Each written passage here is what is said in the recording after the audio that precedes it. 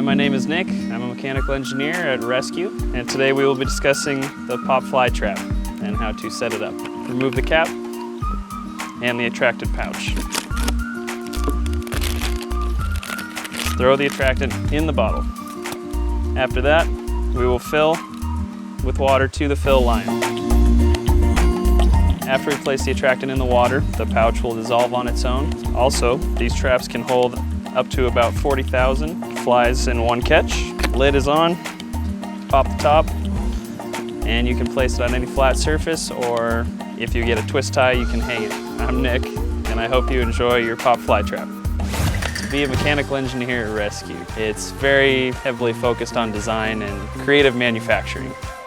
I design the machines that automate the assembly process of majority of our products. It's very rewarding because we get to be very creative back in the shop and make up a lot of our own ideas.